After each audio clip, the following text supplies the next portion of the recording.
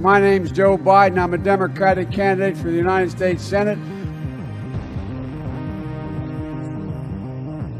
Look me over. If you like what you see, help out. If not, vote for the other by. Give me a look, though, okay? Once again, the question of character dominates presidential politics. Character is on the ballot. Today it was Democratic Senator Joseph Biden. In his case, the transgression was using other people's words and ideas while embellishing his own record. Why is it that my wife, who's sitting out there in the audience, is the first in her family to ever go to college? Why is Gladys the first woman in her family, in 1,000 generations, to be able to get to university? I'm not joking. Like, guys like me were the first in my family to go to college. My ancestors who worked in the coal mines in northeast Pennsylvania don't come up after 12 hours and play football. 8 hours underground, and then come up and play football. I'm a hard coal miner. Anthracite coal, Scranton, Pennsylvania. Okay, that's where I was born and raised. It's because they didn't have a platform upon which to stand. There was no platform upon which they could stand. Joe Biden still doesn't have a platform to stand on. He's been running for president his entire adult life, and he still doesn't know why. That's why you get contradictions like the self-anointed middle-class Joe, who made $108,000 a year in 1973, or a third presidential campaign centered on character 33 years after Biden's first ended because of plagiarism. It's why the empathy candidate curses out union workers in Michigan. Joe Biden is a career politician. He's a creep in every sense of the word. It's not principles that's making his position shift to the radical left. His only rationale is power for power's sake. And it's why now the Democrat establishment thinks he's the perfect vessel to usher in their radical agenda. Let's explore. My name is Joe Biden. I've been a United States Senator for 15 years, as a matter of fact, since I've been 29 years old. Friends, today I filed the necessary papers to become candidate for President of the United States. That's why today I'm announcing my candidacy for President of the United States. But I think we have a phenomenal opportunity to make things better for our children and ourselves. You know, this is an incredibly challenging time for our country, and dealing with some of the most critical challenges this country has faced in the past 50 years. The threat to this nation was unlike any I had ever seen in my lifetime. We can make an education system work, and it's not working now. We can deal with our trade problem and promote American jobs that pay real money. We can do all this and much more. The next president of the United States has a phenomenal opportunity. Our next president has an unparalleled opportunity to do all these things and a lot more. We have an incredible opportunity to not just dig out of this crisis, but to fundamentally transform the country. It's within our power to literally change the world. In a way that's going to make life better for our children. The world is ready, America's ready, and I'm ready. Are we ready? I believe we are. But I need your help. I need your support to accomplish all this. If you agree with me, go to Joe 30330. Can a career politician change his spots? There's a reason why Joe Biden's never finished better than 4th in Iowa. Americans can see through smarmy career politicians. His first campaign for the presidency is known because he dropped out in disgrace in September 1987 for lies about his personal story. Even Kamala Harris made it to December. Cannot measure the health of our children, The health of our children, the quality of our education, the quality of their education, the joy of their play, or the joy of their play. He quoted 5 pages of someone else's work without proper citation. I've done some dumb things, and I'll do dumb things again. I went to law school on a full academic scholarship, the only one in my class to have a full academic scholarship. Went back to law school and in fact ended up in the top half of my class. I was the outstanding student in the political science department at the end of my year. I graduated with 3 degrees.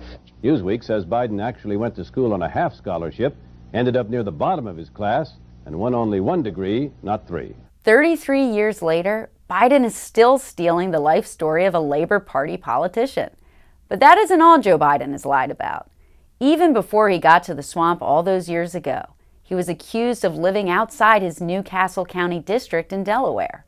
With no accomplishments of his own, Biden has always had to make things up. In 1987, he claimed he marched in the civil rights movement, when in reality, he was palling around with his Democrat segregationist buddies. Like all career politicians, he has a perilous story about an emergency landing under threat from terrorists.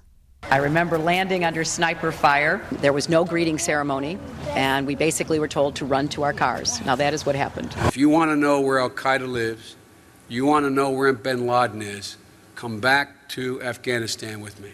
Come back to the area where my helicopter was forced down with a 3-star general and 3 United States senators at 10,500 feet in the middle of those mountains. I can tell you where they are. In reality, his helicopter was forced down in a snowstorm. Biden has lied about being arrested with Nelson Mandela and lied about pinning medals on war heroes. Biden has been selling his blue-collar shtick for half a century. It's never been true. Quote, it's become standard line for Biden to refer to others, calling him Middle-Class Joe, the Washington Post reported last year. The only problem? Middle-Class Joe is a name Biden bequeathed to himself. You make a judgment that Joe Biden is phony. Biden admits he's never been gainfully employed in his life. After leaving the vice presidency in 2016, he said, quote, I don't know what the hell I'm going to do. I've never cashed a paycheck in my entire life. Well, that's not exactly true. Joe Biden came to the swamp earning $108,000 a year at a law firm, which was 13 times the average man's salary of $8,000 in 1973. But Biden always thought of himself as better than your average Joe. I'd like to compliment you all on your good judgment in coming to hear me. I am one of the most important men in America. When he got to the swamp, Biden complained about his measly $42,000 salary as a senator, which was still 5 times more than the national average. Quote, I do not know about others, but I am worth a lot more than my salary of $42,000 a year in this body, Biden said. He argued against senators getting supplemental income while he still got paid for speeches and had side deals with his law firm. In just 4 years, Biden's worth grew to over $456,000 in 1977. This reality hasn't stopped Biden's never-ending claims about the scrappy kid from Scranton, Pennsylvania, who carried a lunch bucket, even if he never actually carried one. My mother believed and my father believed that if I wanted to be president of the United States, I could be vice president. My mother and father believed that if my brother or sister wanted to be a millionaire, they could be a millionaire. My mother and father dreamed as much as any rich guy dreams. Absolutely. They don't get us. They don't get who we are. He'll still never be president. But the never been gainfully employed Biden did manage to become a millionaire, raking in $15 million since leaving office, as the swamp does. But he's still just a boy from Scranton with a son who shares a zip code with Ben Affleck and drives a Porsche, courtesy of Ukrainian natural gas companies and the Chinese Communist Party. Though Biden has run for president 3 times, he hasn't learned much. Yesterday, you were quoted as saying, the one lesson I learned from my previous presidential run is words matter. That's right. And you can't take words lightly. And then you came out with this one. All right, here you go. Listen to this one. This is great. Barack Obama. I mean, you got the first mainstream African-American who's articulate and bright and clean and a nice-looking guy. I mean, that's a storybook man. When he didn't have speeches to steal from anyone else, all Biden had to rely on was his own bigotry and arrogance. Biden's still challenging voters to IQ tests and push-up contests. I think I probably have a much higher IQ than you do, I suspect. You're a damn liar, man.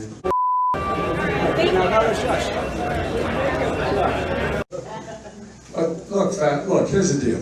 It started off fine, but Biden quickly became agitated when Fallon didn't agree to support him in the caucuses. We got to stop building and replacing pipelines. You got to go vote for somebody else. You see it on the TV. No, I know you do. And by the way, that's why I'm not sedentary. I get up and no. And I'd be delighted to sit down and compare my IQ to yours if you'd like, Frank. You want to check my shape on it? Let's do push-ups together here, man. Let's run. Let's do whatever you want to do. Let's take an IQ test. A lot of guys want it. I'm not worried. And then he presses on Fallon's chest, pokes him with a finger, and finally grabs his jacket with two hands. Biden has so much empathy, he calls voters who disagree with him fat. He's still judging people based on the color of their skin. You got more questions, but I tell you, if you have a problem figuring out whether you're for me or Trump, then you ain't black. And snapping at reporters. Please clarify specifically, have you taken a cognitive test? No, I haven't taken a test. Why the hell would I take a test? Come on, man. That's like saying you, before you got in this program, if you take a test where you're taking cocaine or not, what do you think, huh? Are you a junkie? What do you say? Why attack Sanders? Why? You're getting nervous, man. These clips are devastating. He looks like a Joe Biden wind-up doll with somebody else's words coming out. Some things never change. I will be damned if the same politicians who refused to act then are going to try to come back today and say we need a middle of the road approach to save our lives. That is too much for me. I don't have a middle ground. So we cannot stop at criminal justice system. We must begin the work of dismantling the whole system of oppression wherever we find it. The last thing you need is an up-armored Humvee coming into a neighborhood. It's like the military invading. They don't know anybody. They become the enemy. They're supposed to be protecting these people. Let this moment radicalize you. You know, there needs to be unrest in the streets for as long as there's unrest in our lives. Does anyone believe there'll be less violence in America if Donald Trump is reelected? During the 1988 campaign, Biden said you won't have much success running for president if you don't know why you're running. And boy, was he right.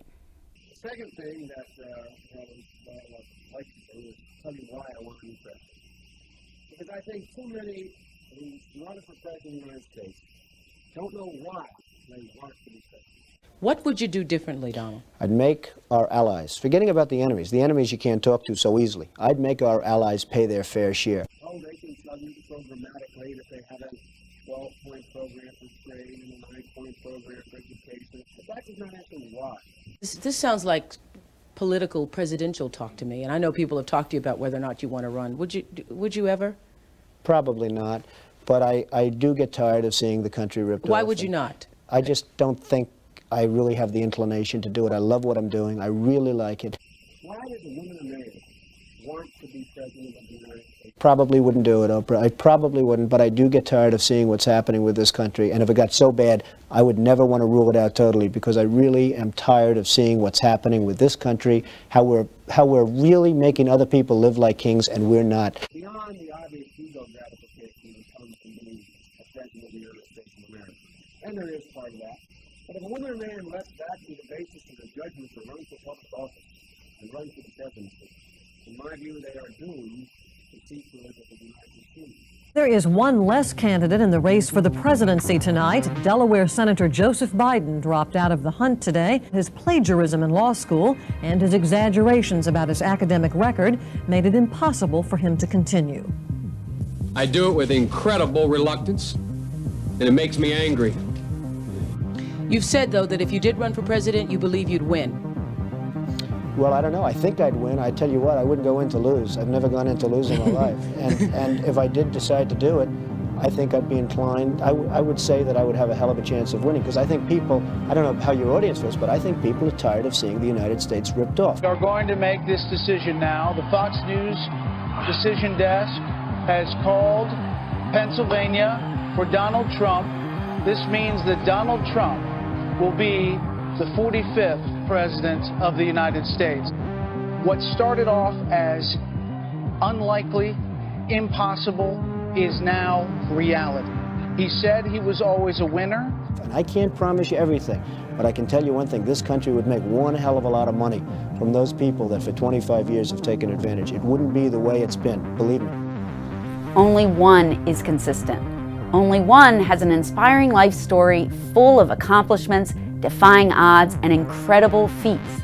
And only one will ever be president.